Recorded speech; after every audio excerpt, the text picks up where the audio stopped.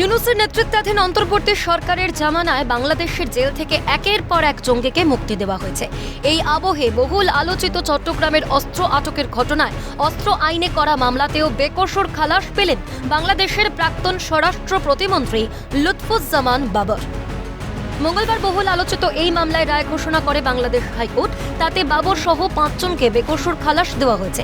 অন্যদিকে একই মামলায় ভারতের বিচ্ছিন্নতাবাদী সংগঠন উলফার সামরিক কমান্ডার পরেশ বড়ুয়া সহ 5 জনকে বিভিন্ন মেয়াদে কারাদণ্ড দেওয়া হয়েছে বলে সূত্রের খবর। এর আগে এই কাণ্ডে দায়ের হওয়া অস্ত্র চোরাচালানের মামলায় গত বছরের 18 ডিসেম্বর লুৎফুজ্জামান বাবর ও এনএসআই এর প্রাক্তন মহাপরিচালক অবসরপ্রাপ্ত মেজর জেনারেল রেজাকুল হায়দার চৌধুরী সহ 5 জনকে বেকসুর খালাস দেয় বাংলাদেশ আদালত। অর্থাৎ অস্ত্র আটক কাণ্ডের 2টি মামলাতেই বেকসুর খালাস পেলেন লুৎফুজ্জামান বাবর। লুৎফুজ্জামান বাবরের জেল থেকে মুক্তি পেতে আর কোনো বাধা থাকলো না। আজকেই কোর্ট বলেছেন আজকেই একটা অ্যাডভান্স অর্ডার সই করে দিবেন। আমি আশা করি আজকেই এই অর্ডার কমিউনিকেটেড হবে এবং দ্রুততম সময়ের মধ্যে তিনি জেল থেকে মুক্তি পাবেন। এই মামলায় 14 জনের সাজা হয়েছিল।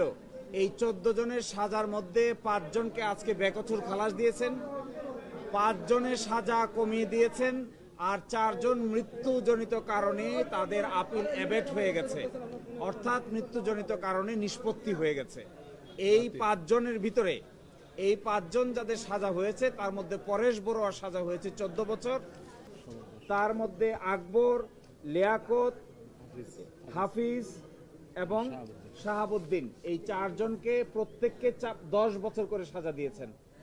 প্রসঙ্গত 2004 সালের 1 এপ্রিল চট্টগ্রাম ইউরিয়া ফার্টিলাইজার লিমিটেডের জেটি ঘাট থেকে আটক করা হয় 10 ট্রাক ভর্তি অস্ত্র। এই ঘটনায় কর্ণফুলী থানায় অস্ত্র আইন ও বিশেষ ক্ষমতা আইনে 2টি মামলা দায়ের হয়। এরপর 2014 সালের 30 জানুয়ারি অস্ত্র আটক কাণ্ডের চোরাচালান মামলায় বাংলাদেশের প্রাক্তন শিল্পমন্ত্রী তথা জামায়াতের আমির মতিউর রহমান নিজামী, লুৎফুজ্জামান বাবর এবং পরেশ বড়ুয়া সহ 14 জন আসামিকে মৃত্যুদণ্ড দেয় চট্টগ্রামের স্পেশাল ট্রাইব্যুনাল অ্যাক্ট। অন্যদিকে অস্ত্র মামলায় 14 জন আসামিকেই যাবজ্জীবন কারাদণ্ড দেওয়া হয়। মঙ্গলবার এই 2টি মামলাতেই বেকসুর খালাস পেলেন বাংলাদেশের প্রাক্তন স্বরাষ্ট্র প্রতিমন্ত্রী। এই ঘটনায় বিএনপি ও জামাতের সঙ্গে মৌলবাদীদের গোপন আঁতাতের বিষয়টি স্পষ্ট হয়েছে, এমনটাই মনে করছেন ভারতীয় পর্যবেক্ষকরা। যে বাংলাদেশ ন্যাশনালিস্ট পার্টি বিএনপি এবং জামাতে ইসলামী তাদের মানে একটা যারা অত্যন্ত জঘন্যতম সন্ত্রাসবাদীদের দল সারা বিশ্বে যাদের পরিচিতি আছে, তাদের মধ্যে যে গোপন আঁতাত আছে এবং গভীর আঁতাত, তার লক্ষণ পরপর দেখুন।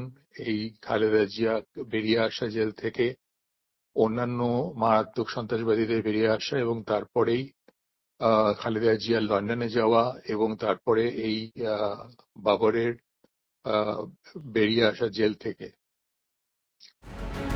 বাংলাদেশের এই ঘটনাক্রম নিয়ে উঠছে প্রশ্ন, বাংলাদেশ কি ক্রমশ সন্ত্রাসবাদীদের আতুর ঘরে পরিণত হচ্ছে? নেপথ্যে ইউনূস সরকারের প্রচ্ছন্ন মদত? প্রশ্ন আন্তর্জাতিক মহলে। ক্যালকাটা নিউজ।